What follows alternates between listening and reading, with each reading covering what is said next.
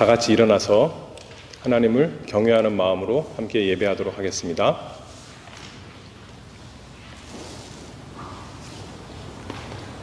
묵상기도 같이 합니다.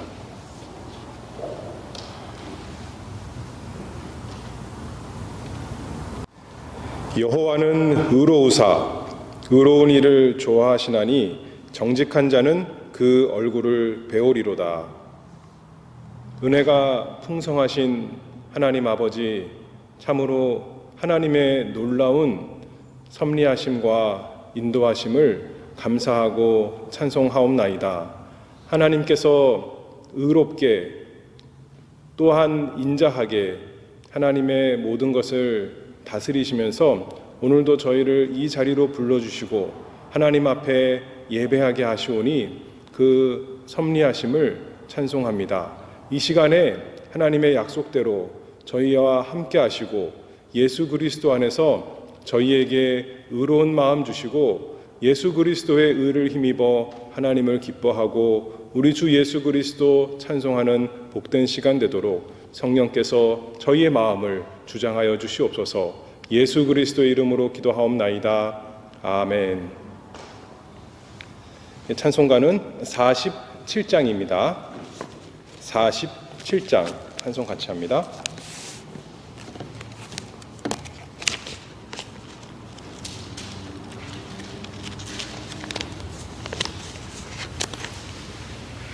주여 우리 무리를 자비하게 여기사 그 신복을 주시어 주의 얼굴 뵈소서. 주의 구원하심을 널리 알게 하시니 천하만국 백성들 주께 찬송합니다. 주가 다스리시고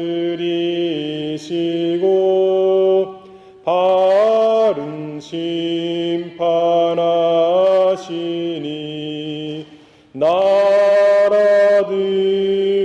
즐기며 기쁜 노래합니다. 땅에 나는 모든 것 주의 크신 은혜니 천하만국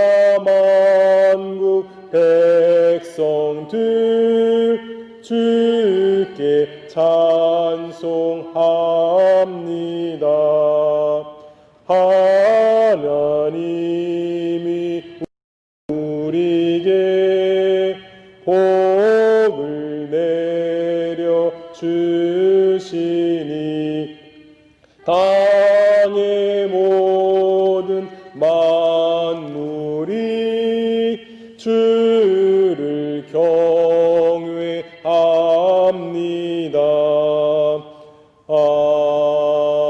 아멘. 교독문은 49번 빌립보서 2장에서 교독합니다. 49번입니다.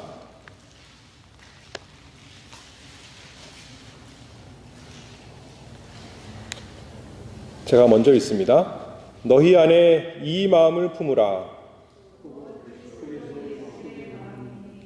그는 근본 하나님의 본체시나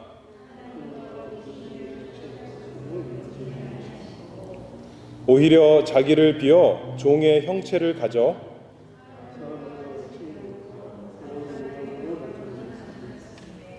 자기를 낮추시고 죽기까지 복종하셨으니 곧 십자가에 죽으심이라.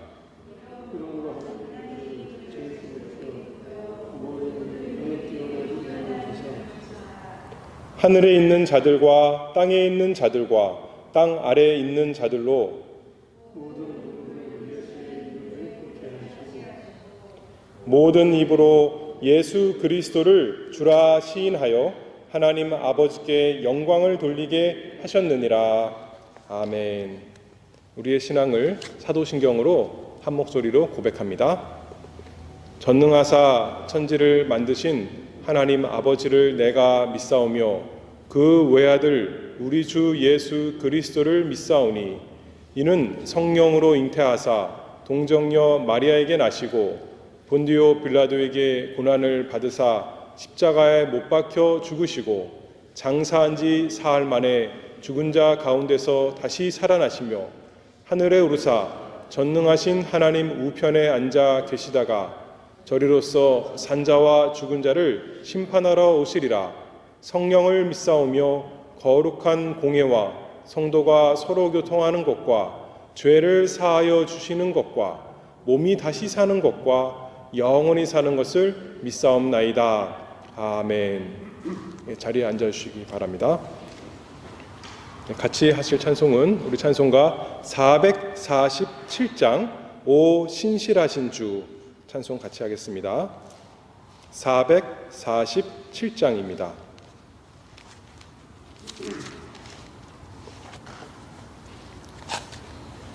오 신실하신 주 내 아버지여 늘 함께 계시니 두려움 없네. 그 사랑 편찮고 날 지키시며 어제나 오늘이 한결같네. 오 신실하신 주, 오 신실하신 주, 날마다 자비를 베푸시며 일용할 모든 것 내려주시니 오 신실하신 주 나의 구주. 봄철과 도여름 가을과 겨울 해와 달 별들도 다 주의 것 만물이 하나로 드러낸 증거 신실한 주 사랑 나타내네. 오 신실하신 주, 오 신실하신 주, 날마다 자비를 베푸시며 일용할 모든 것 내려주시니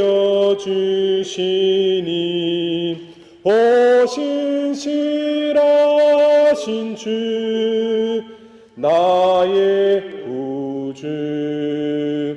내 죄를 사하여 안위하시고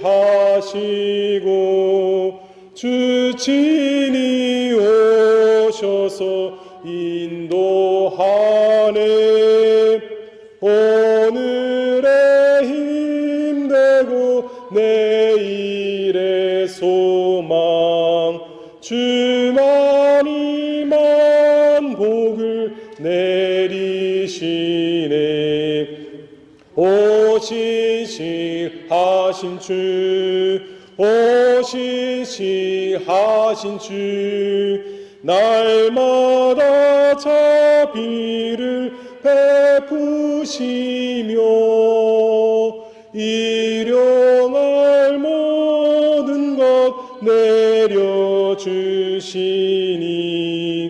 오 신실하신 주 나의 구주. 함께 기도하겠습니다. 어제도 오늘도 영원토록 신실하신 하나님 아버지, 그 하나님의 인자와 진리의 풍성하심에 오늘도 저희가 하나님 앞에 엎드려 경배합니다. 하나님께서 저희를 사랑하시되 언제나 변함없이, 예수님이 언제나 변함없으시듯이 저희를 사랑하시고 품어주시고 또 불러주시니 그 하나님의 크신 사랑을 감사합니다. 하나님께서는 저희가 신실하지 못하지만 오히려 신실하지 않기 때문에 우리 주 예수 그리스도를 저희의 보배로운 속죄물로 주시고 저희를 대신하여서 하나님 앞에 신실하게 예물로 바쳐드리게 하셨사오니 그 은혜를 참으로 감사합니다. 저희는 마음이 완악하고 게으르지만 오직 우리 주 예수 그리스도 하나님 아버지의 독생자 공로 힘입어서 그 안에서 우리도 하나님 앞에 담대히 이 시간에 나아갑니다. 하나님 아버지, 저희의 마음을 그리스도 안에서 받아주시고 저희의 입술의 찬송과 기도를 주님 안에서 또한 기뻐 받아주시고 저희에게 필요한 복과 은혜의 말씀을 주님 안에서 내려주시기를 간절히 바라옵나이다. 참으로 예수 그리스도가 없으면 하나님과 사람 사이에 유일하신 중보자이신 우리 주 예수 그리스도가 없으면 감히 하나님 앞에 설 수가 없는 자들입니다. 그러나 우리에게 보배로운 주님이 계시오니 오늘도 하나님 아버지, 주님 안에서 저희를 사랑하시고 기뻐하시고 저희에게 필요한 큰 은혜 내려주시기를 간절히 바라옵나이다. 하나님 아버지, 주님께서 말씀하시기를 외식하는 바리새인들과 서기관들에게 화가 있다 말씀했습니다. 하나님, 저희가 바리새인들 흉보고 그들을 탓하지만 사실은 저희 안에 외식이 참 많이 있습니다. 겉으로는 하나님 앞에 예배하고 경배하고 하나님의 이름으로 말씀을 하고 일을 하지만 우리 속에 악독이 가득하고 우리 속에 거짓이 가득하고 우리 속에 아직도 욕심이 가득한 저희이오니 하나님 아버지 불쌍히 여기시고 저희를 용서하여 주시기를 간절히 바라옵나이다. 거짓된 사람, 하나님께서 화가 있다고 했는데 하나님 아버지, 저희에게 화를 내시지 마시고 저희에게 합당한 화가 우리 주 예수 그리스도 안에서 다 내려졌사오니 저희를 기뻐 받으시고 저희를 예수 그리스도의 보혈로 날마다 깨끗이 씻어주셔서 저희의 더러운 거짓이 이제는 진실한 것이 되게 하시고 저희의 추악한 욕심이 이제는 하나님 사랑하는 뜨거운 열정이 될 수 있도록 하나님 아버지 은혜 주시기를 간절히 바라옵나이다. 그리하여서 거짓이 아니라 겉으로만 아니라 할 수 없이 억지로가 아니라 즐거운 마음으로 마음을 다하고 성품을 다하고 뜻을 다하고 힘을 다하여 하나님께 주신 모든 것을 다하여 우리 주 하나님 사랑하고 또 이웃을 내 몸같이 사랑할 수 있는 저희가 될 수 있도록 하나님 아버지 은혜 주시기를 간절히 바라옵나이다. 지금 이 세상에 바이러스 때문에 하나님 많은 사람들이 고통을 당하고 있습니다. 참으로 고통하는 세대입니다. 하나님, 그러나 저희가 저희 자신을 보호하기만 급급하지 말고 또 적극적으로 사랑을 베풀 수 있는 사람이 되도록 저희에게 너그러운 마음 주시고 용기 주시기 간절히 바라옵나이다. 서로를 돌아보고 서로를 위해서 그 궁핍한 것을 위해서 기도하고 또 선을 베풀 수 있는 우리 주님처럼 사랑을 베푸는 저희가 되도록 우리 교회 되도록 하나님께서 은총 베풀어 주시기를 바라옵나이다. 어지럽고 혼란하고 참으로 악독한 이 세대에 저희는 이 세대를 본받지 말고 우리 주님 안에서 마음을 깨끗하게 새로움을 받아서 새롭게 됨을 받아서 참으로 거짓이 없는 마음으로 서로 사랑할 수 있도록 하나님 아버지 도와주시기를 간절히 바라옵나이다. 주님께서 명하셨으니 사랑하게 하시고 참으로 사랑하는 마음이 나와서 미운 눈이 아니라 사랑의 눈을 가지고 미운 말이 아니라 서로 격려하고 위로하며 사랑하는 말을 함으로써 하나님 사랑을 베풀 수 있는 저희가 되도록 저희를 새롭게 해주시기를 간절히 바라옵나이다. 하나님 아버지, 저희 가운데 참으로 몸이 불편한 사람들이 많이 있습니다. 넘어져서 병든 사람 하나님이 있습니다. 하나님 오랜 병 가운데, 지독한 병 가운데 고통을 당하는 사람이 있습니다. 나이 많이 들어서 어찌할 줄 모르는 누워 계신 분들도 많이 있습니다. 하나님 아버지 그들을 불쌍히 여기시고 긍휼을 베풀어 주시기를 간절히 바라옵나이다. 경제적으로 어려운 사람들 하나님 또 있사오니 하나님께서 긍휼을 베풀어 주시고 참새에도 공중나는 새에도 하나님께서 돌보시는 하나님께서 그 사랑하시는 하나님의 백성 모든 것에 필요한 것이 없도록, 부족한 것이 없도록 언제나 꼴을 베풀어 주시기를 간절히 바라옵나이다. 하나님, 저희 교회를 위해 기도합니다. 저희 가족을 위해 기도합니다. 저희 교회와 가족이 주님 안에서 바로 서는 교회와 가족이 되기를 원하옵나이다. 이 어려운 시대에 오히려 원망하고 불평하고 또 게을러지는 것이 아니라 부지런히 선을 행하기에 힘쓰는 사람, 하나님을 찬송하고 감사함으로 기쁨이 넘치는 교회와 가정이 될 수 있도록 은총 주시기를 간절히 바라옵나이다. 하나님 또한 이 나라를 불쌍히 여겨 주시옵소서. 참 혼란이 많이 있고 거짓이 있고 위선이 있는 것이 많이 있는데 하나님께서 불쌍히 여기시고 나라를 다스리는 사람들, 인도하는 사람들에게 지혜와 정직한 마음 주셔서 하나님을 잘 섬기고 또 이 나라 사람들을 잘 다스릴 수 있도록 하나님께서 인도하여 주시기를 간절히 바라옵나이다. 하나님, 이 시간에도 하나님의 말씀으로 저희를 가르쳐 주시옵소서. 저희의 완악하고 거짓된 마음을 주님의 능력 있는 말씀으로, 온유하고 겸손한 그 위로의 말씀으로 깨우쳐 주시고 깨닫게 하시고 깨트리시고, 그래서 하나님 앞에 굴복하고 엎드려서 우리 주 하나님 감사하며 회개할 수 있도록, 하나님 따라갈 수 있도록, 우리 주 예수님 따라갈 수 있도록 하나님 이 시간에 은혜 내려 주시옵소서. 예수 그리스도의 이름으로 기도하옵나이다. 아멘. 하나님 말씀은 마태복음 23장 16절입니다.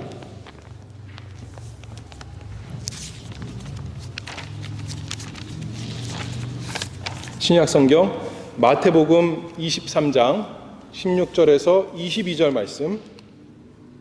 말씀입니다. 제가 봉독하겠습니다. 하나님의 말씀이 이와 같습니다.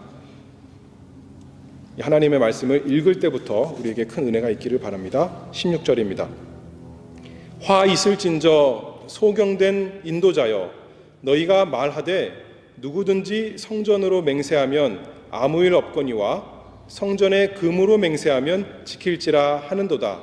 우맹이여 소경들이여, 어느 것이 크뇨?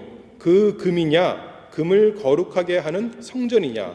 너희가 또 이르되 누구든지 제단으로 맹세하면 아무 일 없거니와 그 위에 있는 예물로 맹세하면 지킬지라 하는도다. 소경들이여, 어느 것이 크뇨? 그 예물이냐? 예물을 거룩하게 하는 제단이냐? 그러므로 제단으로 맹세하는 자는 제단과 그 위에 있는 모든 것으로 맹세하며, 또 성전으로 맹세하는 자는 성전과 그 안에 계신 이로 맹세하며, 또 하늘로 맹세하는 자는 하나님의 보좌와 그 위에 앉으신 이로 맹세함이니라. 아멘. 오늘 읽은 이 본문은 그 세 번째 이제 화에 대해서 예수님께서 그 말씀하시는 내용입니다. 이 세 번째 말씀하시는 화는 맹세와 관련되어 나타나는 것입니다. 그 당시의 이 맹세에 대해서 굉장히 큰 폐단이 있었습니다. 이것이 얼마나 그 심각한 일이었는가 하는 것을 그 예수님께서는 그 마태복음 5장 34절에 보면 나는 너희에게 이르노니 도무지 맹세하지 말지니라고 이렇게 아주 맹세에 대해서 금하시는 이런 말씀을 하실 정도로 당시 그 맹세라는 것을 가지고 나타나는 그 폐단이 굉장히 심각했습니다. 어떤 식으로 심각했는가 하면 오늘 이 본문에 보면 이 서기관들과 바리새인들이 이 맹세를 구분했다는 것입니다. 어떻게 구분을 했는가 하면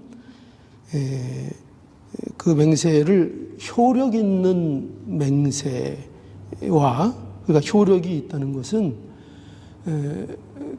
이 맹세는 지키지 않으면 안 된다. 이런 맹세는 꼭 지켜야 된다. 이렇게 말하는 맹세가 있었고, 또 어떤 맹세는 효력이 없는 맹세로, 그러니까 지키지 않아도 뭐 괜찮다 하는 맹세로 이제 구분을 했습니다. 그래서 오늘 본문에 이걸 이제 이런 부분에 대해서 예수님께서 말씀합니다.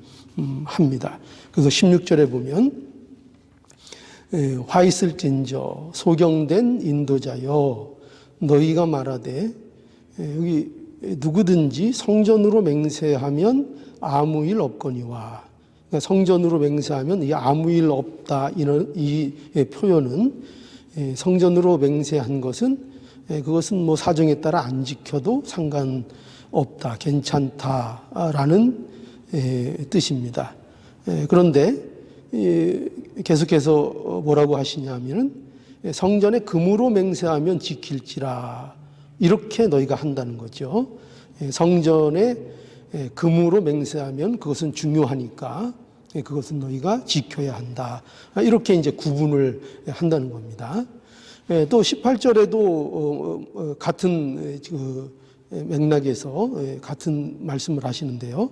18절에도 보면 너희가 또 이르되 누구든지 제단으로 맹세하면 아무 일 없거니와, 똑같은 거죠. 제단으로 맹세하면 그거 지키지 않아도 뭐 괜찮고, 그러나 그 위에 있는 예물로 맹세하면 그거는 반드시 너희가 지켜야 한다. 이런 식으로 이제 서기관들과 바리새인들이 맹세에 대해서 나름대로 어떤 구별을, 또 구분을 짓고 있다 하는 것입니다. 그래서 예수님께서는 이러한 서기관들과 바리새인들의 이런 모습에 대해서 너희가 신앙적인 초보도 모르는 이 어리석은 소경이다, 이렇게 이제 예수님께서 지적을 하시는 겁니다. 그래서 거기 17절에 보면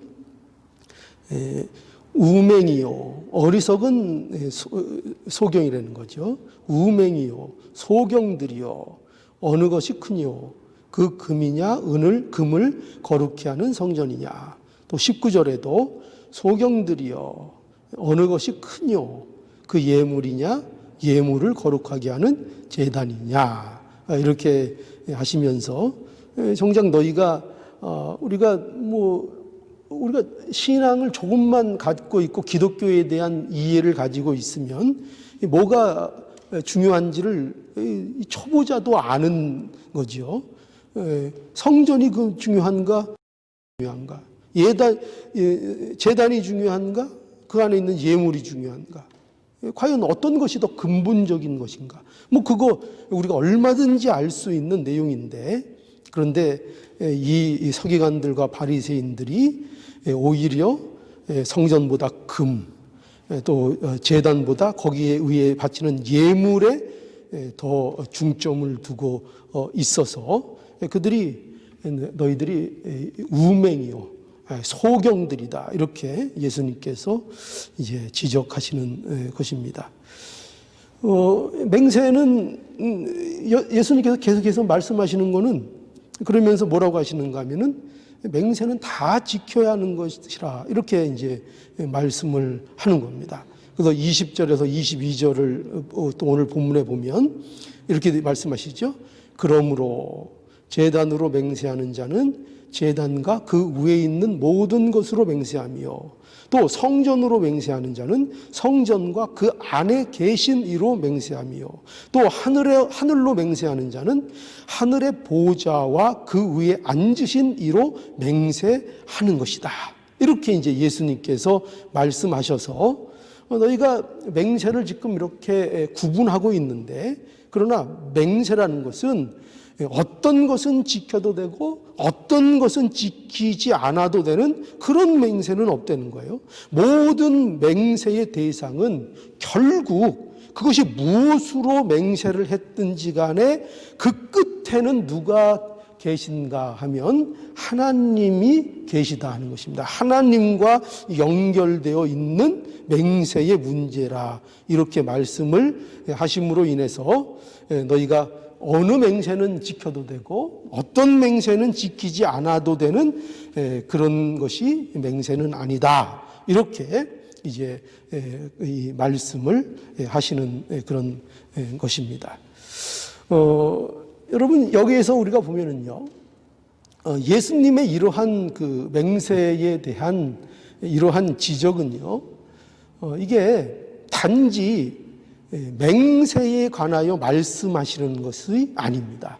물론 주제가 여기 사용되고 있는 그 주제가 이 맹세에 대해서 하나님께서 예수님께서 말씀하고 있지만 이것은 단지 요 맹세라는 요 문제에 관해서 예수님께서 단지 하시려는 것이 아니고 예수님은 이 맹세라는 이 문제를 가지고 뭐를 말씀하시려고 하는 건가 하면 신앙의 근본적인 문제를 지적하시는데 그 목적이 있는 겁니다.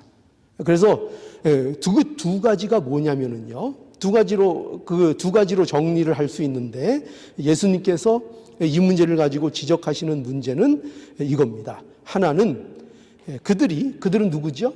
서기관들과 바리새인들이죠. 그들이 물질에 대한 욕심에 사로잡혀 있다 하는 겁니다. 근본적인 거. 그러니까 이 맹세라는 문제를 통해서 뭐를 지금 예수님께서 지적하고 계신가? 그들의 신앙의 근본적인 문제, 또 우리가 가지고 있을 수 있는 어떤 신앙하면서 갖게 되는 근본적인 어떤 그릇된 문제를 지적하고 계신데 그것이 뭐냐면 하나님을 섬긴다 하지만 실제적으로는 그 마음이 물질에 사로잡혀 있어서 욕심에 사로잡혀 있다는 것을 이제 지적하고 계신 것입니다. 그래서 마음을 하나님께보다 어디에 마음을 두는 거예요? 금과 예물에 마음을 두고 있다는 것입니다. 그것이 이 맹세를 구분하는 방식을 보면 그것을 우리가 알 수 있습니다. 여기 서기관들과 바리새인들이 맹세를 어떻게 구분합니까? 성전보다 성전의 금으로 한 맹세가 더 효력이 있다는 거죠. 제단보다 제단의 예물로 한 맹세가 더 효력이 있다는 거죠. 또 어떻게 보면 이렇게도 볼 수 있죠. 성전으로 맹세하는 것도 그것이 중요하지만 거기다가 금까지 더하면 더 그것이 효력 있는 것이 아니겠는가. 제단보다 또 제단의 예물을 더하면 그것이 더 효력 있는 것이 아니겠는가. 이런 식의 논리가 될 수 있는 거죠. 그래서 근본적인 문제보다 이들이 이 성전과 제단보다 뭐에 더 가치를 두고 있습니까? 또 뭐가 더해져야 된다고 생각하고 있습니까?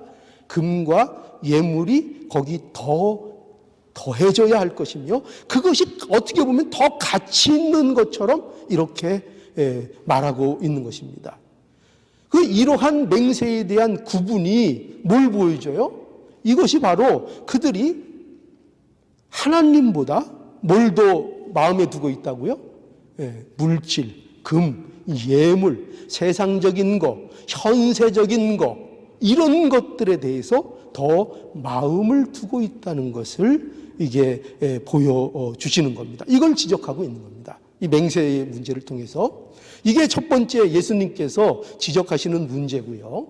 그리고 또 하나의 지적하는 문제가 뭐냐면 이것도 신앙의 근본적인 문제로서 바로 신앙이 하나님이 목적이 되는 신앙이 아니라 자기를 위한 신앙이었다는 것을 지적하고 계신 것입니다. 그러니까 무엇으로 이것을 알 수 있는가 하면 그들이 하는 일을 보면 아는 겁니다. 그들은 지금 가장 진실해야 될 맹세조차도 이용하고 있는 겁니다. 뭐를 위해서요? 자신들의 이득을 위해서 그 맹세조차도 이용하고 있는 겁니다. 그러니까 맹세하는 이유가 뭐죠? 여러분, 언제 맹세를 합니까, 우리가? 그 맹세라는 것은 우리가 얼마나 그 진실성을 갖고 있는가, 그것을 표현하고 그것을 확인할 때 우리가 맹세라는 것을 하는 거 아닙니까? 그렇기 때문에 누군가 진정한 맹세를 한다면 우리는 그 사람의 맹세를 우리가 더 믿어주는 겁니다. 맹세한다. 그럼 우리가 보통 말하는 것보다 더 신뢰하고 더 믿게 되는 것입니다. 비록 우리가 연약해서 진심으로 맹세해도 우리는 때로는 그걸 못 지킬 때가 있습니다. 왜냐하면 우리는 하나님이 아니니까요. 우리는 연약한 면이 많이 있기 때문에 진실로 맹세해도 그것을 지키지 못할 때가 때때로 있습니다. 그러나 진정한 맹세를 할 때 사람들은 그거를 어떻게 받아들입니까? 진실에 가깝게, 그죠? 그가 지키려는 의지가 있구나. 그 정직을 더 믿어주는 겁니다. 그래서 맹세를 하는 거죠. 그런데 뭐가 악한 것이냐? 이러한 맹세를 서기관들과 바리새인들은 바로 악용하고 있다는 것입니다. 맹세를 구분해서 어떻게 구분했다고요? 어떤 것은 좀 안 지켜도 되고 어떤 것은 지켜도 되는 맹세고, 이렇게 구분을 해서 결국 무엇을 하고자 하는가 하면은 맹세라는 것을 남발할 수 있게 만들어 버리는 겁니다. 자신들의 필요에 따라 맹세를 하는 겁니다. 그리고 그 맹세에 대한 책임을 교묘히 빠져나갈 수 있는 방법을 이 방법으로 취하는 것입니다. 그래서 어떻게 해요? 그 맹세는 그거는 지키지 않아도 되는 맹세였어. 그거는 그렇게 중요하지 않은 맹세였어. 이렇게 해서 자신이 한 맹세에 대하여 교묘히 빠져나가는 구실로 삼고 있는 거죠. 그래서 이 맹세를 구분하고 있는 것입니다. 이처럼 서기관들과 바리새인들은 이 진실돼야 되는 이 맹세를 뭐를 위해서 이용했어요? 자기의 이익을 위해서, 자기가 남을 속이는 일에 이 맹세라는 것을 쓰고 있다 하는 것입니다. 이것을 예수님께서 지적하고 있는 것입니다. 그래서 그들의 신앙은 어떤 신앙입니까? 하나님의 말씀이라 할지라도, 아무리 그것이 진실된 것이라고 할지라도 자신의 이득을 위해서는 얼마든지 이용하는 그 잘못된 신앙을 지적하고 계신 것입니다. 그들의 신앙이 하나님을 위한 것이 아니었다는 것입니다. 그들의 신앙이 하나님을 목적으로 하는 신앙이 아니었고, 신앙을 열심히 하고 있지만 그 신앙이 결국 자기들을 위한 신앙에 불과하다 하는 것을 이렇게 예수님께서 이 맹세라는 문제, 이 맹세의 남용과 이러한 분리를 통해서 예수님께서 지적하고 계신 것입니다. 그래서 예수님께서는요, 바로 이러한 문제, 그러니까 이게 뭐예요? 근본적으로 그릇된 신앙을 지적하고 계신 것입니다. 이것이 바로 예수님께서 지금 몇 번째죠? 세 번째로 말씀하고 있는 화인 것입니다. 이게 화입니다. 뭐가 화라고요? 그릇된 신앙. 자기를 위해서 얼마든지 말씀도 이용하고 자기를 위해서 얼마든지 하나님도 수단으로 만들어버리는 그런 신앙. 이것이 뭐라고요? 그릇된 신앙이 바로 하나님이 말씀하시는 화라, 이렇게 말씀하고 있는 것입니다. 하나님보다 세상 물질에 마음이 있는 것과 맹세조차도 이용해서 남을 속이는 것, 바로 이것이 화입니다. 이것이 화예요. 그러니 오늘날 우리가 가장 경계해야 될 것이 어떤 것이냐, 우리의 신앙생활에 있어서 바로 이겁니다. 이 신앙이라는 것을요, 자기를 위한 도구로 사용하는 것입니다. 신앙이 자기를 위한 도구가 되는 것입니다. 여러분, 이 기독교 신앙의 목적은요, 결코 자신을 만족시키는 데 있지 않습니다. 이 기독교 신앙의 목적은요. 자기 만족, 여기에 목적이 없습니다. 기독교 신앙은요, 우리 마음의 평안함을 얻는 것, 이런 거에 목적이 있는 게 아닙니다. 기독교 신앙은요, 우리의 마음을 의로 하는 것이 목적이 아닙니다. 그런 목적이 아닙니다. 기독교 신앙에 여러분, 만족이라는 것이 있습니까? 없습니까? 있습니다. 예. 기독교 신앙에 만족이라는 것이 있습니다. 분명히 세상이 주지 못하는 만족을 우리 이 신앙을 통해서 우리는 얻을 수 있습니다.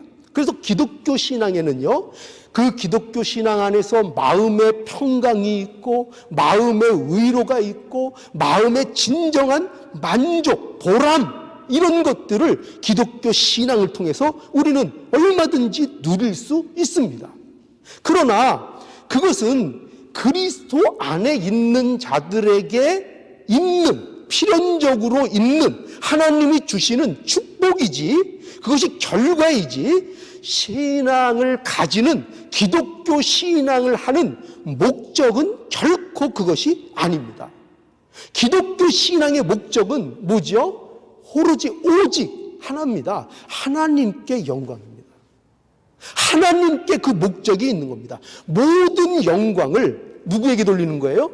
하나님께 돌리는 것이, 그게 기독교 신앙을 하는 목적입니다. 기독교가 가지고 있는 목적입니다. 그러니까 여러분, 우리가 뭐를 알아야 되는가? 저와 여러분들이 이 신앙생활이 무슨 자기 만족, 자기 마음의 평안, 자기 마음의 위로, 이런 것들을 목적으로 삼는 신앙이 되면 안 됩니다. 결코 그런 것은 기독교 신앙의 목적이 아닙니다. 자기 만족, 자기 평안, 자기 위로받는 것, 이런 것에 매달리면 오히려 어떻게 돼요? 오히려 그런 것들을 잃어버립니다. 놀랍게도 기독교에서 말씀하고 있는 그 진정한 예수 그리스도 안에서의 평안, 만족, 위로, 이런 것들은 우리가 단순히 그 단어, 그 개념, 평안, 위로, 이런 것들에 매달리고 그것들을 추구할 때는 그런 것들이 우리에게서 떠나가는 겁니다. 오히려 우리에게 그런 것들이 없습니다. 잃어버립니다. 오히려 어떻게 해야 합니까? 우리가 이 평안과 위로, 평강, 이런 것들이 우리에게 있는 것은 하나님을 찾을 때 있는 것입니다.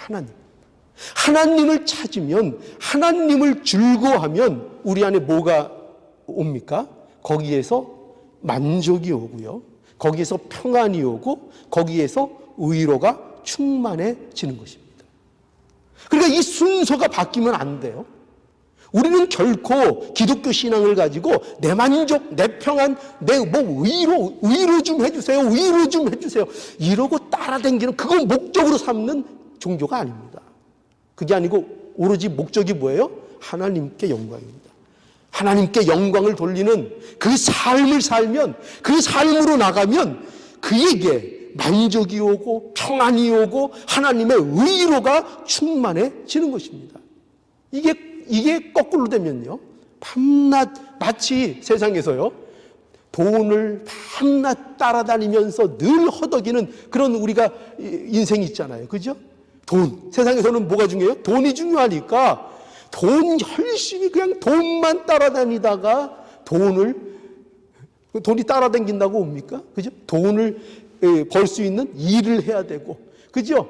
그 일을 할 수 있는 실력이 있어야 되고, 그러면 뭐는 옵니까? 열심히 일하면 재물이라는 게 생기는 거죠. 그런데 그런 것들은 근본적인 것은 안 하고 무조건 돈만 추구하고 돈만 생각하고 이러면은 그 삶이 어떻게 됩니까? 점점 피폐해지죠. 점점 원망만 쌓이고 진짜 누려야 될 것들을 못 누리게 되는 거죠. 그와 마찬가지인 거예요. 우리가 하나님 안에서의 평안, 평강, 위로, 다 무엇이 먼저입니까? 하나님을 찾는 것입니다. 하나님을 즐거워하는 것이고 하나님과의 관계, 그것이 먼저 이루어지고 회복이 될 때 우리에게 참된 만족과 평안과 위로가 충만히 되는 것입니다. 그러니 우리가 이 사실을 분명히 알아야 합니다. 자, 신앙의 목적은 뭐라고요? 우리가 분명히 하자고요. 신앙의 목적은 하나님 그분을 아는 것입니다. 하나님 그분을 사랑하는 것입니다. 그것이 우리의 신앙의 근본적이고 가장 중요한 목적입니다. 그래서 우리는 조심해야 되는 거예요. 늘 조심해야 되는 거예요. 뭐를요? 우리의 신앙의 목적이 자기 만족이 되지 않도록 늘 조심해야 하는 것입니다. 신앙이 자기의 현실적인, 세상의 현실적인 이득을 챙기는 수단이 되지 않도록 늘 조심해야 하는 것입니다. 이거를 조심하지 않고 이와 같이 하나님이 목적이 아닌 다른 것들을 목적 삼아 신앙생활을 하는 것, 이게 바로 어리석은 것이고 이것이 눈먼 자인 것입니다. 이것을 우리가 분명히 알아야 합니다. 그러면 도대체 이러한 어리석음이 생기는 이유가 뭘까요? 이런 어리석음, 이런 거 우리가 없었으면 좋겠는데 이 어리석음이 왜 우리들에게 있는 것인가? 그 이유는 근본적인 게 있죠. 근본적인 이유는 죄입니다. 그 모든 것들의 근본적인 이유는 죄가 있기 때문입니다. 그리고 그 죄로 인해서 나오는 그 죄 때문에 인간을 장악하고 있는 것, 가장 강력한 뭐라 그럴까요? 하나의 종교적 또는 세상 사상적 내용이 뭐냐면 그것은 바로 율법주의입니다. 율법주의.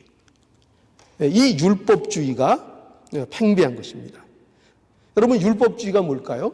율법주의는 이런 거예요. 율법주의는 우리가 보통 흔히 아는 것이 율법주의 그러면 행위로 구원받는다 이렇게 우리가 알고 있죠. 예, 그게 율법주의입니다.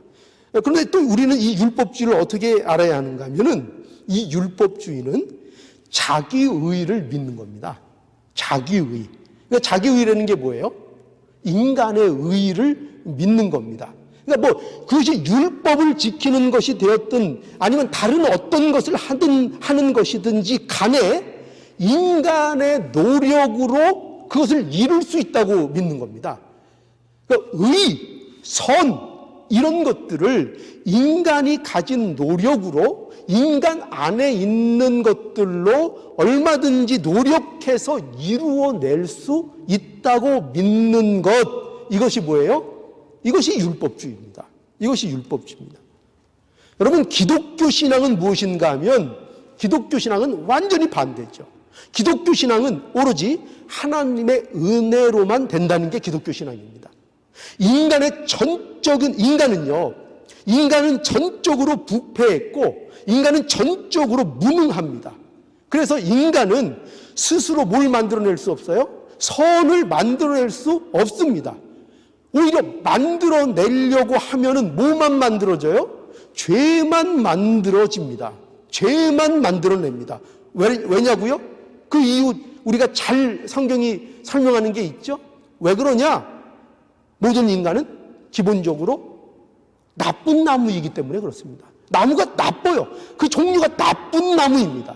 그래서 나쁜 나무이기 때문에 결코 좋은 열매가 나올 수 없는 존재이라는 것입니다. 여러분, 나쁜 나무가 좋은 열매를 맺기 위해서는 어떻게 됩니까? 나쁜 나무여서는 좋은 열매가 맺어지는 게 아니죠. 반드시 어떻게 돼요? 그 나쁜 나무가 좋은 나무가 되어야 좋은 열매를 맺는 것입니다. 그런데 어떻게 좋은 나무가 되죠? 어떻게 좋은 나무가 됩니까? 불가능하죠. 그런데 그 불가능한 것을 하나님이 하시고 그것을 하나님의 은혜라 하는 것입니다. 그래서 기독교 신앙은 언제나 여러분 보세요. 그 결과가 그래서 어떻게 나타날까요? 기독교 신앙은 전적인 하나님의 은혜로만 되는 것이기 때문에 그 기독교 신앙을 하는 결과는 언제나 뭐로 나타나야 될까요? 언제나 하나님께 영광이 돌아가는 겁니다. 그러니까 이게 기독교 신앙이냐 아니면 자기를 믿는 것이냐, 자기를 위한 신앙이냐, 그것을 구분하는 중요한 시금석이 있습니다. 중요한 기준이 있습니다.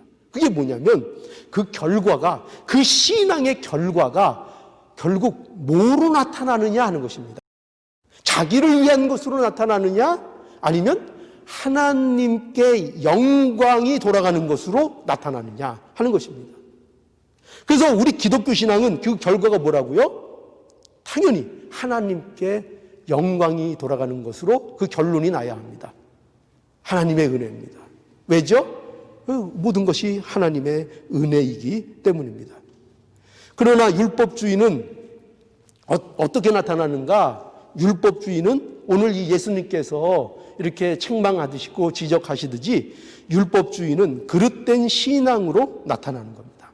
그래서 이러한 자기의 의, 인간의 의로 만들어내는 것이 뭐냐면, 그래서 이게 화가 있다 이렇게 7번이나 말씀하시는데 이 모든 것들이 다 뭐예요? 바로 이러한 그릇된 율법주의라는 이 잘못된 그릇된 신앙을 통해서 만들어지는 것들입니다. 이게 다 화라는 것입니다. 그래서 우리가 다시 한번 복습을 한번 해보면 우리 13절을 가보면 첫째로 그 화가 뭐였어요? 그 화가 뭐냐? 13절에 보면 화 있을진저 외식하는 서기관들과 바리새인들이여 너희는 천국문을 사람들 앞에서 닫고 너희도 들어가지 않고 들어가려 하는 자도 들어가지 못하게 하는도다. 이겁니다. 이게 바로 화가 있다는 것입니다. 이것이 자기의에 사로잡힌 자들이 만들어내는 겁니다. 뭘 만들어낸다고요? 천국문을 닫는 겁니다. 이 화를 만들어내는 겁니다. 누가요? 율법주의에 사로잡힌 자들이요. 그릇된 신앙에 사로잡힌 자들이 바로 이러한 천국문을 닫는 결과, 이 화를 만들어낸다는 것입니다. 이것이 그 율법주의의 결과라는 것입니다. 잘못된 신앙의 결과라는 것입니다. 또 15절에 두 번째는 뭐예요? 15절에 화 있을진저 외식하는 서기관들과 바리새인들이여 너희는 교인 하나를 얻기 위하여 바다와 육지를 두루 다니다가 생기면 너희보다 배나 더 지옥 자식이 되게 하는도다 라고 해서 이 인간의 의는 뭐를 만들어내느냐? 천국 문을 닫는 자가 되게 할 뿐만 아니라 또 뭐가 나온다고요? 그릇된 열심. 뭐가요? 이 그릇된 신앙. 그죠? 이 율법주의, 이게 뭘 난다고요? 첫 번째로 천국문을 닫는 자가 되게 하고, 두 번째로는 그릇된 열심을 하게 하는 거예요. 그 열심히 해서 지옥 자식을 계속 만드는 거예요. 열심히 해서. 열심이 없어서 그러는 게 아니에요. 열심히 해서 지옥 자식들을 만드는 이 열심이 있다니까요. 뭐가요? 율법주의가요. 율법주의에 속으면 이렇게 되는 겁니다. 그리고 오늘 세 번째 말씀하시는 게 뭡니까? 그릇된 신앙이요? 자기증명적인 신앙이죠. 자기를 증명하려고 신앙생활하는 겁니다. 자기를 위해서 하는 겁니다. 이게 화입니다. 이게 예수님께서 지적하시는 세 번째 화 뭐라고요? 자기 증명하려고 신앙생활하는 겁니다. 자기 만족 누리려고 신앙생활하는 겁니다. 자기 마음에 위안 얻으려고 신앙생활하는 겁니다. 나를 좀 더 유익되게 하고 나를 더 개발하고 싶어서 신앙생활하는 겁니다. 하나님께 목적이 있지 않은 겁니다. 하나님을 바라보지 않는 겁니다. 이게 뭐라고요? 이게 화입니다. 이게 화예요. 여러분, 우리는 그래서 우리가 이 서기관들과 바리새인들의 그릇된 신앙에 대해서 이제 오늘 이 맹세라는 이 주제를 통해서 우리가 지금 확인했습니다. 그들은 하나님보다 세상의 마음이 있고 또 그들의 신앙은 하나님보다 자기가 중요한 신앙이었습니다. 그러니까 이것을 예수님이 이제 화가 있다 이렇게 말씀하시는 겁니다. 그리고 또 우리는 이러한 그릇된 신앙이 뭐에 근거한다고요? 율법주의라는 자기의에 근거한다는 것을 이제 우리가 오늘 이 말씀을 통해서 확인을 한 겁니다. 그러니 여러분 이제 예수님을 그리스도로 믿는 우리들이 무엇을 이제 이 말씀에 근거해서 해야 할까요? 예수님이 그리스도심을 믿는 자들이 우리 아닙니까? 그럼 과연 우리는 무엇을 해야 하는가 할 때 바로 이 문제를 우리가 싸워 나가야 하는 겁니다. 어떤 거요? 자기의를 부서뜨려야 하는 것입니다. 날마다. 뭐를 해야 된다고요? 자기의를 우리 안에 있는 자기의, 나의 의로움, 이것과 날마다 싸워 나가야 합니다. 어떻게 싸워나가야 할까요? 이 자기와 싸울 수 있는 방법은 뭐냐면 예수님 방식으로 싸우는 것밖에 없습니다. 이거는 우리 방식으로는 싸울 수 없습니다. 우리 힘으로는, 우리의 어떠함으로는 이걸 이겨낼 수 없습니다. 오직 예수님의 방식으로만 싸워서 이길 수 있습니다. 그럼 예수님의 방식이 뭘까요? 예수님의 방식, 하나님의 뜻을 순종하는 겁니다. 하나님의 뜻. 이게 예수님의 방식입니다. 이것은 우리는 이거 못합니다, 사실. 우리 인간으로서는 이거 못합니다. 그러나 이것을 누가 하시는가? 예수님이 이걸 하십니다. 뭘 하셨어요? 하나님의 뜻을 순종하신 것입니다. 예수 그리스도께서. 그래서 우리는 우리 방식 안에는 이것을, 내 의를 벗어날 방법이 없습니다. 그러나 누구 안에는 있어요? 예수님 안에는 있습니다. 예수님의 방식에는 그게 있습니다. 그래서 이것을 성경에서는 뭐라고 얘기하는가? 성경에서는 이것을 온유 이렇게 얘기합니다. 온유. 그렇죠?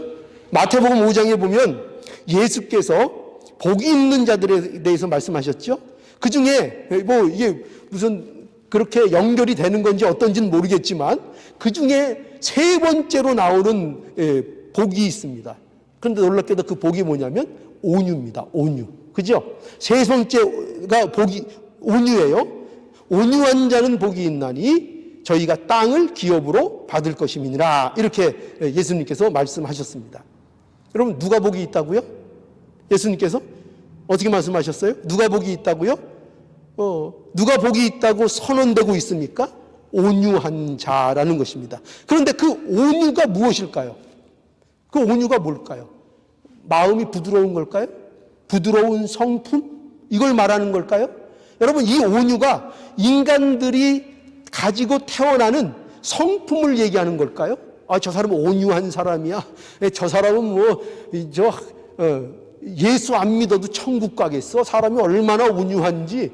그런 말들 여러분 들으신 적 있습니까? 얼마나 참 말이 안 되는 얘기인지요. 그죠? 그런 온유입니까? 그런 온유입니까? 아니죠. 여기서 말씀하고 있는 온유는 이 예수님이 복이라고 하시는 이 온유는 하나님의 뜻을 순종하는 마음을 얘기하는 겁니다. 그러니까 성경에서 얘기하는 온유는 뭐예요? 우리 성품을 얘기하는 게 아니라니까요. 맨날 그걸 따라가면 안 돼요. 그래서 온유해지자, 온유해지자. 그 온유해지는 게 뭐라고요? 하나님의 뜻에 순종하는 마음을 갖는 겁니다. 내 마음은 그거 안 맞아도, 나는 그것이 이해가 안 돼도, 내 뜻은 다른 것에 있어도 그 마음을 접고 어떻게 해요? 하나님의 뜻이면 그 하나님의 뜻에 대해서 내가 낮아지고 그 앞에 항복하고 그의 말씀을 순종하는 것, 이것이 바로 온유입니다. 그래서 이 온유, 바로 이 온유밖에는 우리가 싸울 수 있는 길이 없습니다. 그래서 마태복음 16장 24절에서는요, 예수님께서 제자들에게 이렇게 말씀하시죠. 아무든지 나를 따라오려거든 자기를 부인하고 자기 십자가를 지고 나를 좇을 것이니라. 이렇게 말씀하고 있어요. 너희들 나를 진정으로 쫓고 싶으냐? 그러면 나를 따라오려면 먼저 네 자신들을 부인하고 너희 자기 십자가를 지고 그리고 나를 따라야 할 것이다. 이렇게 말씀합니다. 그런데요, 바로 이겁니다. 이것이 뭐예요? 자기를 부인하고 자기 십자가를 지는 것은 이게 다 뭐예요? 자기 고집대로 하는 거 아닙니다. 전부 다 이게 뭐예요? 다 하나님의 뜻을 따르는 겁니다. 하나님의 뜻을 따르는 게 자기 십자가를 지는 것이고 자기를 부인하는 것입니다. 하나님의 뜻을 순종하지 않는 자기 부인과 자기 뜻은 없는 겁니다. 자기 십자가가 뭐예요? 자기 부인이 뭐예요? 하나님 뜻 순종하는 것입니다. 그리고 그것이 오늘 말씀하고 있는 그것이 바로 온유입니다. 그러니까 그 일을 하기 위해서 막 사람이 때로는 거칠어질 수도 있겠죠. 그죠? 때로는 세상이 말하는 온유한 모습이 되지 않을 때도 있겠죠. 그죠? 그런 모습이 있을 수도 있겠죠. 그래도 그가 온유한 겁니다. 뭘 하면요? 하나님의 뜻을 따르는 자, 그 마음을 갖고 그 하나님의 뜻을 따르는 일에 전념하고 그 일에 대하여 싸우고 그 일에 대하여 몸부림치고 그 일에 대해서 외치고 그 일에 대하여 큰 소리를 내고 해도 그 사람은 어떤 사람이에요? 하나님 앞에 온유한 사람입니다. 온유한 사람. 여러분, 그래서 모세가 그래서 온유하다는 겁니다. 그죠? 모세가 성격이 어느 정도예요? 그 사람을 쳐 죽일 정도로 성격이 그런 사람입니다. 바울이 어떻게 하는 사람이에요? 바울이 자기 열심을 위해서 얼마나 예수 믿는 자들을 핍박하는 그런 열심이 있는 자입니까? 그런데 그들이 그 성격이 베드로, 뭐 우리 많죠. 얼마나 어떻게 보면 거칠고 급하고 그렇습니까? 그러나 그들이 온유했다고요. 온유했다고요. 하나님 보시기에 그들이 온유했다고요. 그들이 하나님의 뜻을 가장 중요한 삶의 목적으로 삼았다고요. 그들이 부족한 거 많이 있었을 겁니다. 그죠? 삶 속에 이것저것, 사람인데 부족한 게 왜 없겠습니까? 이면도 부족했을 거고, 저면도 부족했을 거고, 바울 같은 경우는 교회에서 사도 자격이 없는 자라고 핍박을 받았습니다. 바울 같은 경우는. 그러나 하나님 앞에 그들은 오로지 뭐 했어요? 하나님의 뜻을 순종하기 위해서 그런 거 개의치 않았습니다. 하나님의 뜻이면 그것을 위해 걸어가는 일에 개의치 않았습니다. 그래서 그들은 온유했습니다. 온유. 그게 온유인 거예요. 여러분, 그래서 이 그리스도인들에게 있어서 가장 큰 힘이 뭐냐? 그건 뭐 세상 지혜도 아니고 권력도 아니고 돈도 아니고 뭐 재물도 아니고 그리스도인들에게 있어서 가장 큰 힘은 온유입니다. 온유. 우리 안에 있는 자기중심으로 기울어지는 이 죄의 성향, 이것을 이길 수 있는 그 강력한 능력이 뭐냐? 온유입니다. 온유. 온유로만 이걸 이겨낼 수 있습니다. 이 온유는 우리의 온유가 아니고 예수 그리스도의 온유입니다. 예수님이 하나님 뜻 앞에서 보이신 온유입니다. 이 예수님의 온유로 우리는 모든 것을 싸워나가는 것입니다. 이 예수님의 온유를 우리의 온유로 삼고 싸우는 겁니다. 내 안에는 온유라는 게 없어요. 우리 안에는 온유라는 게 없어요. 우리가 우리의 온유로 삼고 싸워야 되는 건 뭐냐? 예수 그리스도의 온유입니다. 그 온유를 나의 온유로 삼고. 그게 가능하죠? 왜? 우리는 예수 그리스도와 연합된 존재가 되었잖아요. 예수님 믿으니까요. 그러니 우리 안에는 뭐가 있어요? 예수 그리스도의 온유가 우리 안에는 있습니다. 그래서 우리는 우리 온유로 싸우는 게 아니고 예수 그리스도의 온유로 우리가 싸우는 겁니다. 그거를 나의 온유로 삼아서 바로 이것이 복이 있다는 것입니다. 바로 이것이 화를 몰아내는 것입니다. 이것이 바로 화를 변하여 복이 되게 하는 것입니다. 이것이 우리가 싸워야 될 그리스도인들의 싸움인 것입니다. 그러니 여러분, 날마다 예수님의 온유를 우리의 온유로 삼아서 자기를 이기고 자기 의의를 부수는 이 일이 우리 삶 속에 일어나기를 간절히 바랍니다. 하나님을 우리의 목적으로 삼는 바른 신앙이 이 온유함을 통해서 우리의 신앙이 되며, 그래서 우리의 신앙이 결코 이 예수님이 지적하신 이 화가 있는 그릇된 신앙이 되지 않고 하나님 보시기에 바르고 옳은 복된 신앙이 되기를 오늘도 이 말씀을 통해서 간절히 바랍니다.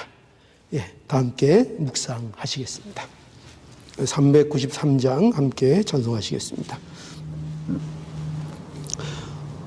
우리들의 싸울 것은 혈기 아니요 우리들의 싸울 것은 육체 아니요 마귀 권세 힘써 싸워 깨쳐버리고 죽을 영혼 살릴 것일세 일심으로써 힘써 나가세 일심으로써 힘써 싸우세 마귀들의 군사들과 힘써 싸워서 승전고로를 이기까지 우리들의 입은 갑옷새가 아니요 우리들의 가진 검은 강철 아니요 하나님께 받아가진 평화의 복음 거룩하신 말씀이로다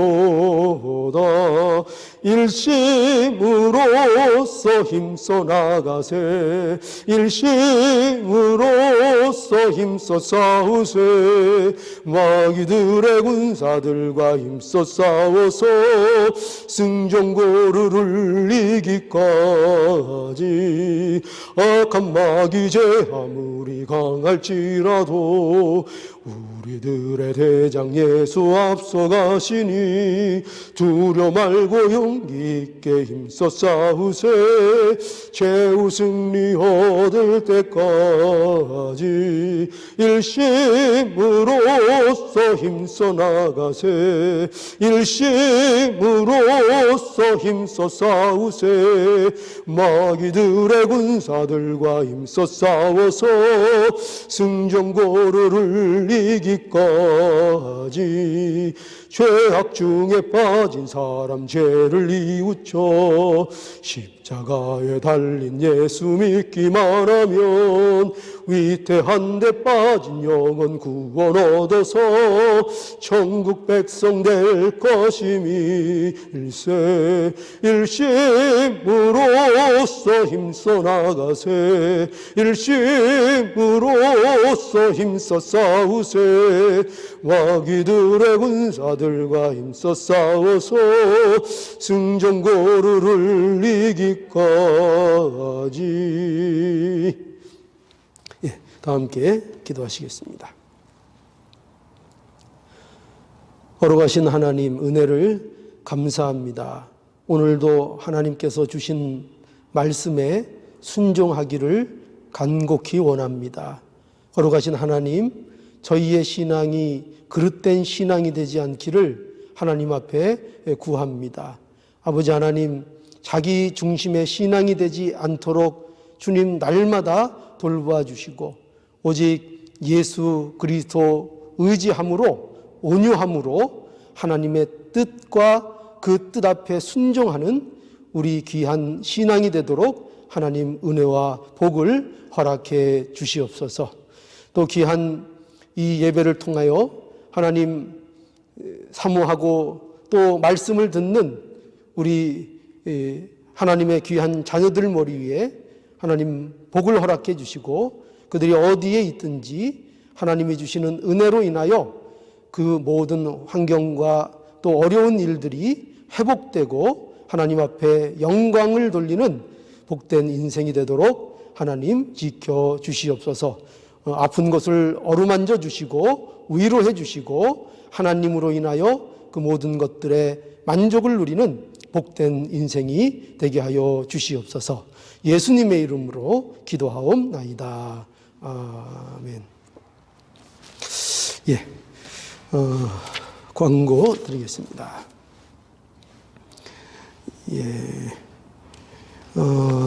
또 특별한 광고가 더 할 것은 없고요.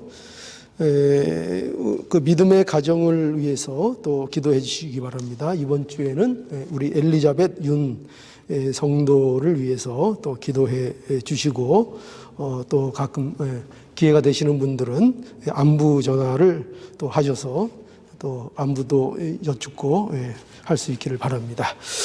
엘리자벳 윤 성도 가정을 위해서 기도해 주시고요.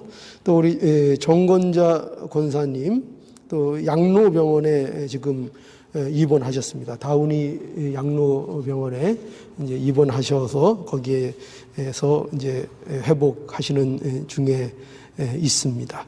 아마 언제까지 거기에 계실지는 아직 정확하지 않고요. 당분간 양로병원에 입원해 계실 것입니다. 의에서 기도해 주시고 하루속히 기력을 회복할 수 있도록 기도해 주시기 또 바랍니다. 또 이미영 집사님 의해서도 그 투병 중에 많이 어려움이 있을 텐데 마음의 의로를 하나님께서 주시기를 또 우리가 함께 기도해야 하겠습니다. 또 코로나19로 어려움을 겪는 성도들 또 우리 주위 분들을 위해서 함께 기도해 주시고요. 우리 미주 서부교회를 위해서 무엇보다도 또 기도해 주시기 바랍니다. 예, 또 뭐 다른 광고 있으십니까? 예, 다른 광고가 더 이상 없으시면 다 함께 일어서셔서 일장 찬송하시고 축도 드림으로 마치겠습니다.